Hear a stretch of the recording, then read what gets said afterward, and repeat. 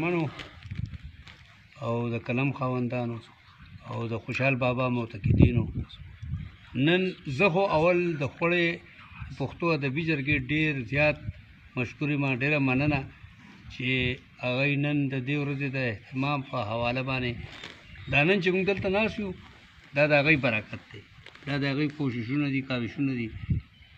نو الله دې هغوی هم درنه کړي چې دغسې خپل مشران درنوي. بدبختانه دا ده چې خوشحال بابا خو په دې بدقسمته دی چې په پښتنو کې پیدا شي. البته پښتانه خوش قسمته دي چې خوشحال بابا پکې یا د ده غوندې خلک پکې پیدا شي. زمونږ د اتلانو یو ډېر لوی فهرست دی چې دا موږ شروع کړو، تر اجمل خټک را رسو، ډېر لوی فهرست دی.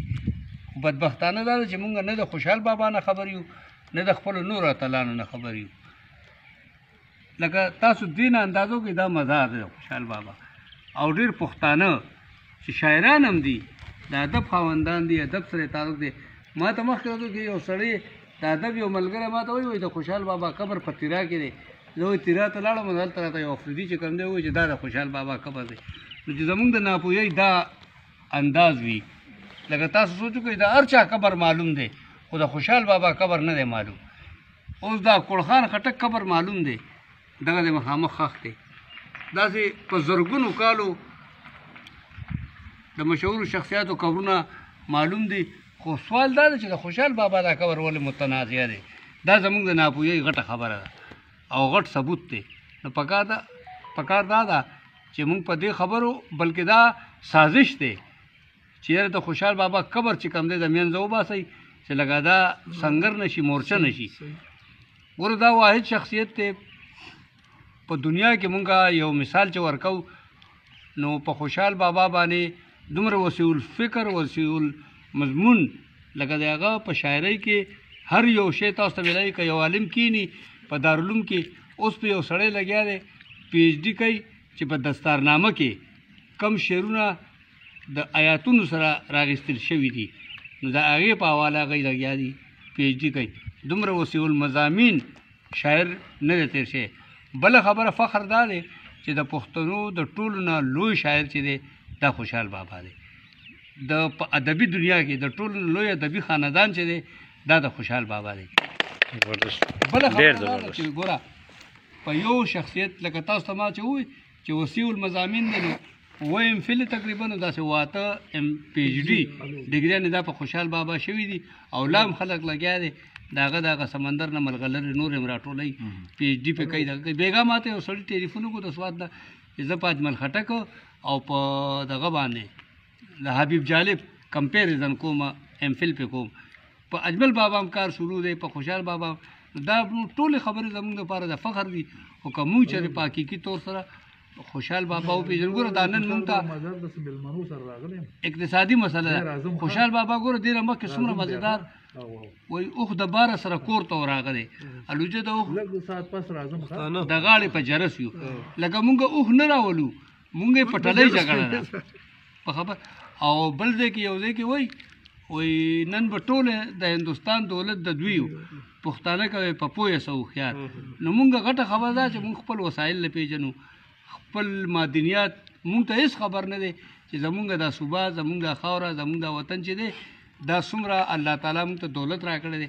مونږ یې په دې پردي جنګ کې نښلولي یو، طالبان دي، افغانستان جهاد په مونږ کې، امریکا په مونږ ماتوي خلک، روسي په مونږ مات کو، پته نشته چې لا سره تر کومه دی، دلې مونږ فتح کوو، کشمیر په مونږ ګټي. او ګوره لکه تاسو سوچ وکئ کشمیر ډے، لکه د کشمیر دپاره څه اخبارات وګوره. په کشمیر کې وایي دا ګوره ماشومې سملولی دی او ده سره ظلم کېږي. دا دلته په دې سواتو زموږ په دې قبایلي بیلټ کې څه کېږي لګیا دي. ستا دا نر فوج چې کم دی دا په دې قبایلي بیلټ کې څه کوي. نو خبره دا ده چې مونږ ته پکار دا ده چې مونږ په دې خبرو ځان پوه کړو چې پښتنو سره کېږي څه، پښتنو سره وشول څه. مونږ د خپلو اتلانو نه نه یو خبر، د خپلو مشرانو نه نه یو خبر، د هغوی د تاریخ نه نه یو خبر. کشمیر دپاره مونږ نظمونه جوړو. ته ما ته داسې پنجابي وښایه، داسې کشمیري وښایه چې هغه د پښتنو په دې ویر باندې نظم جوړ کړی وي، پښتنو دا ویر ستایلی وي. نو خبره داسې ده چې مونږ ته ډېر د پوهې نه، ډېر د عقل نه کار اخیستل پکار دي. او د خوشحال بابا دا مزار چې دی دا د پښتنو د یووالي، د اتفاق او د اتحاد علامت دی. که مونږ په دې ځان پوه کړو داسې نه چې څوک یې تیرا کې راوباسي او څوک یې چې کوم دی په وزیرستان کې راوباسي دغه مزار دی ګوره ما چې اجمل بابا باندې کتاب لیکو نو